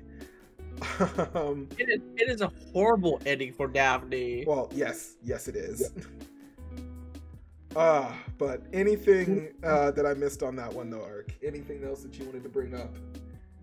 No. Nope. Well, I know we've only got one more left here, and this is one with your favorite evil ass motherfucking character of all time in the FFF class.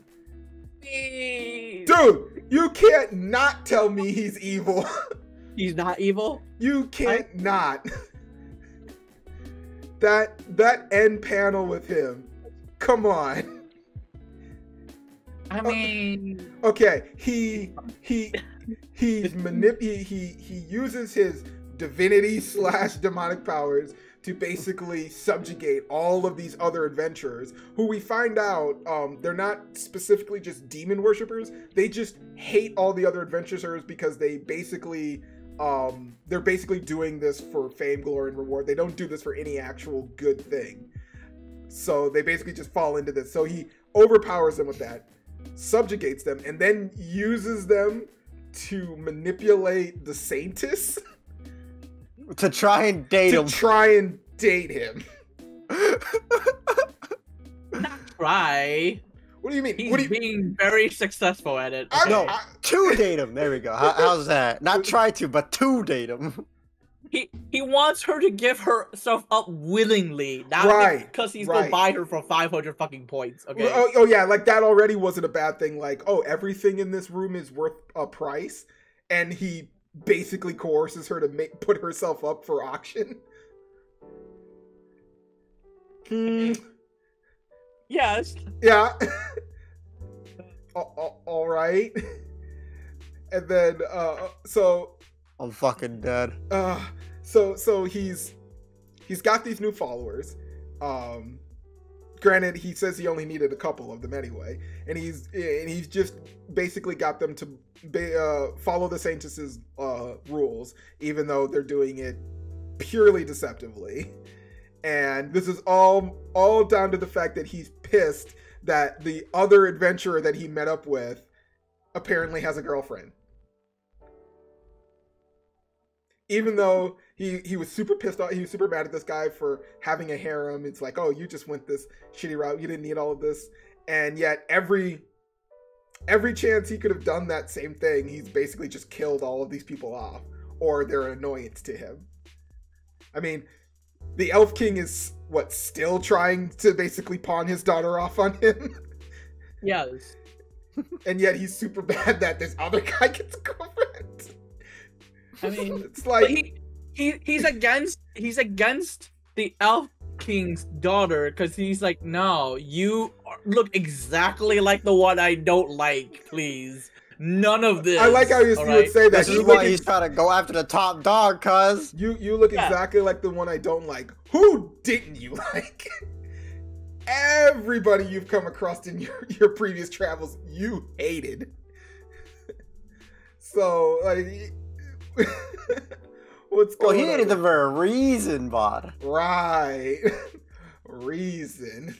So what was his reason for hating Lenova again? Because she was helpful and continued to believe in him? I'm trying to remember exactly what that was. Yes. Oh, okay. Okay. I see how it is. It'd be like that sometimes, bro, okay? It should not be like that sometimes. All right, so this just because it shouldn't be doesn't mean it isn't. No. You're a bad devil's advocate player. You know that? Very bad. Fine. It's fine. All right, so our next chapter is going to be him and new wifey, or is this all a play so that he can use her for something else? I mean, obviously he's gonna use her for something else. Because it was never about that. It was about sacrificing you so I can gain higher divinity.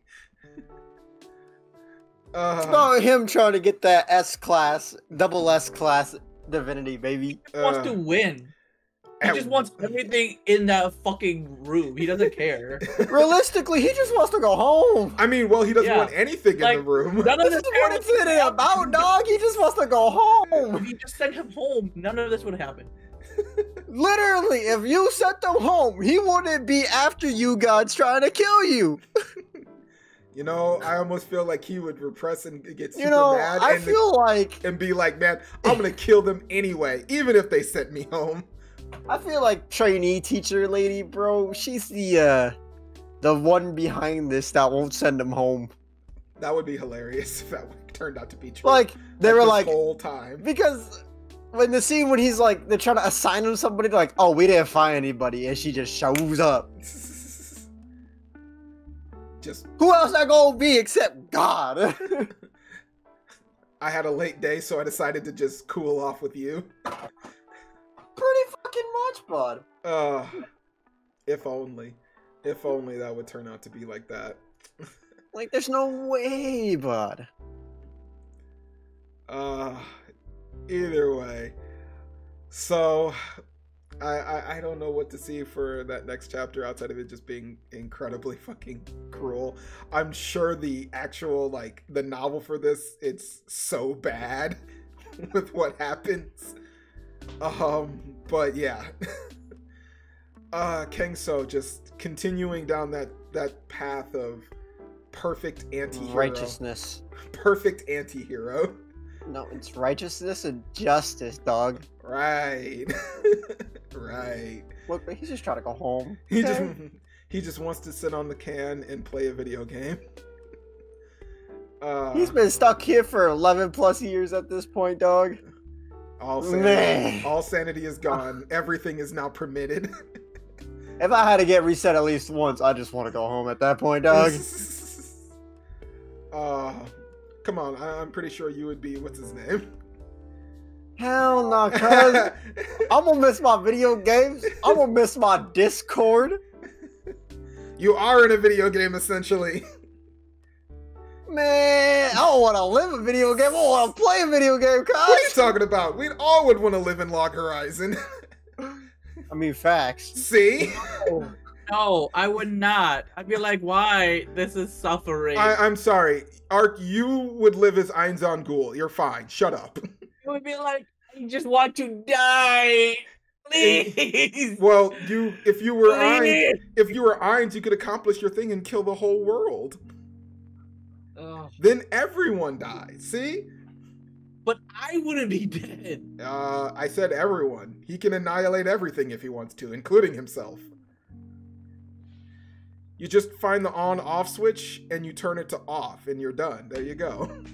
It's perfect. Man, I would just be the triple S suicide class hunter.